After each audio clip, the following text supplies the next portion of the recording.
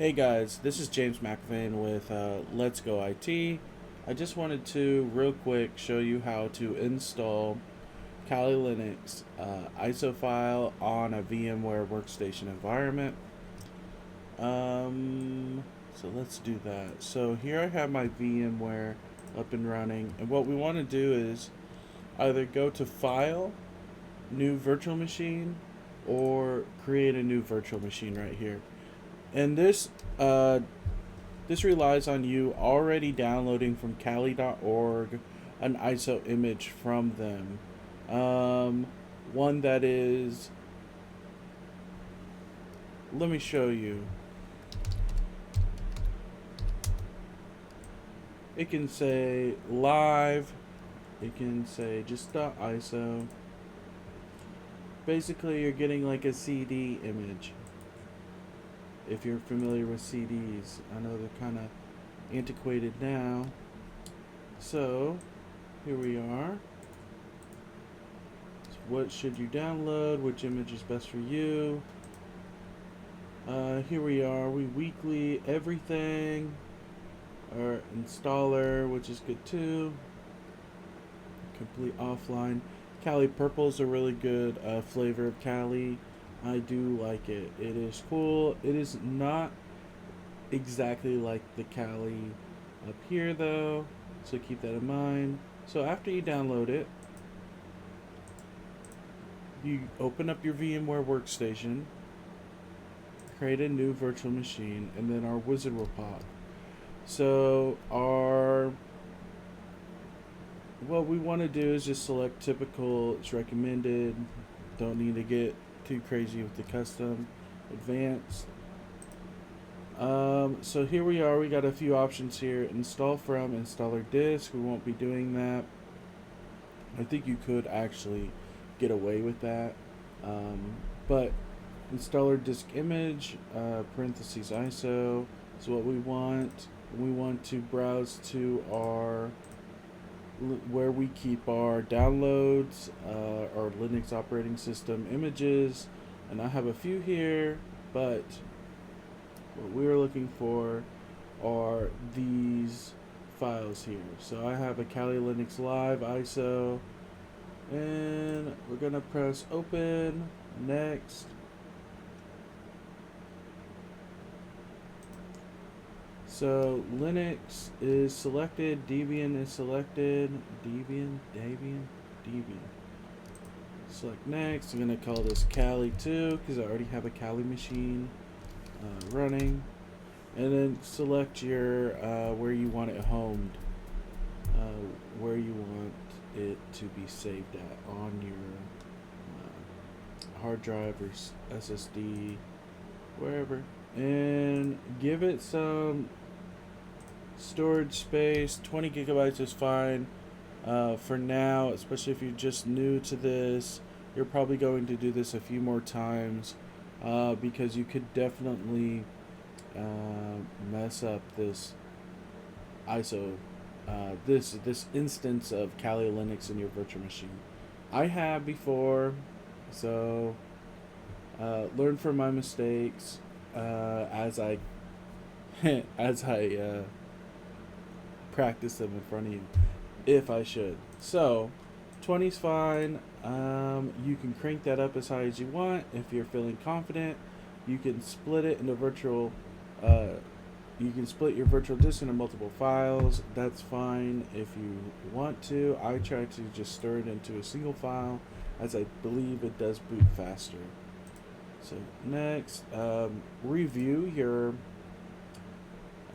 resources that you want to give it. I like to crank up the RAM regardless if it's an image that I will be using a lot, just for the simple fact that I think everything is snappier. It is utilizing your RAM, and I have plenty to give it. So that's done.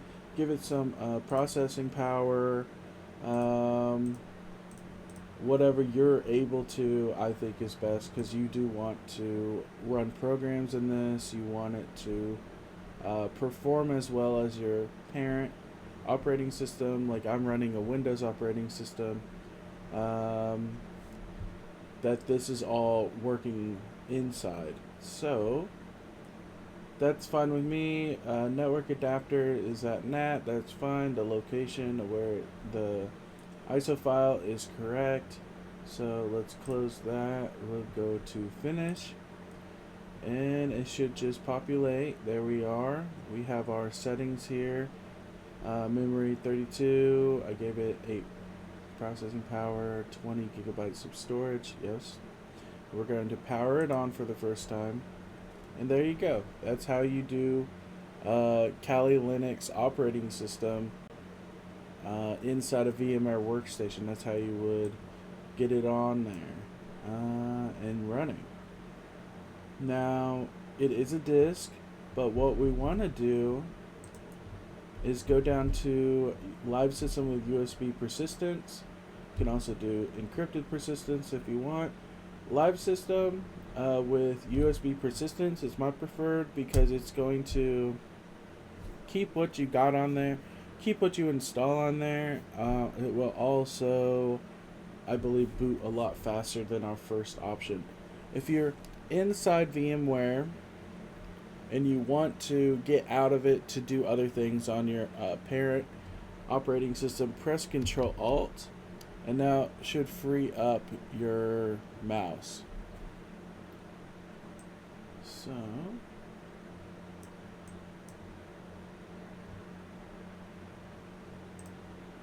just gonna exit out of that little text window.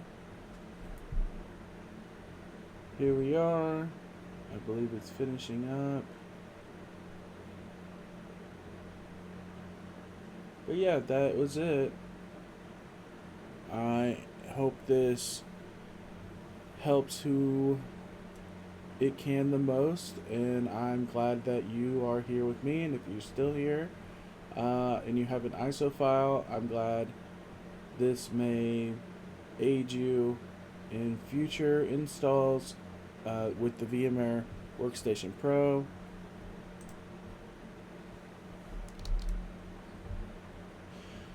So,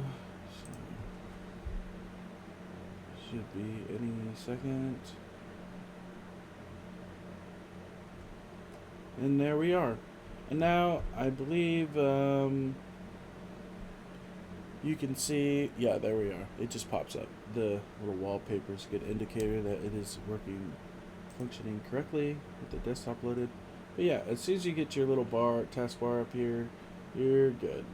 USB persistence is great for this. It just popped up. You don't have to install. You don't have to select your keyboard layout. You don't have to give it a host name or a domain name or whatever. And that's something that you can absolutely do. You can install it, but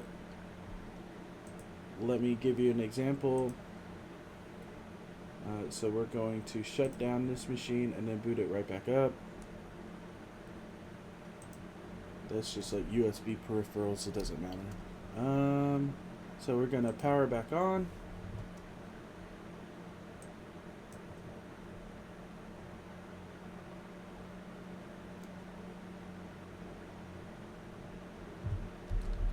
Gonna go down to USB persistence.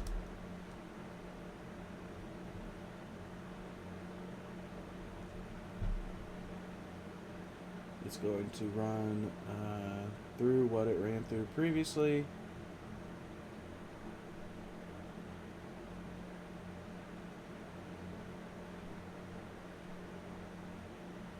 And I believe you can take this ISO file and put it in a USB, a physical USB, to boot into Kali Linux on a different device. If you have the program Rufus, let me show you what I'm talking about as this is coming up. So, how to boot pin drive of Kali Linux using Rufus. I do this. There is an image on Kali.org designed specifically for this called Live Boot, so keep that in mind. I'm going to try to keep this video short. It is only we accomplished our task earlier, and I'm glad you're still here if you are. But I think ISO files are usually what people are more familiar with or they gain familiarity with before getting a pre-built virtual machine. And here we are. Here it is. So I thought this was important. Thank you all. Let's go IT. You go IT. And that's it. See ya.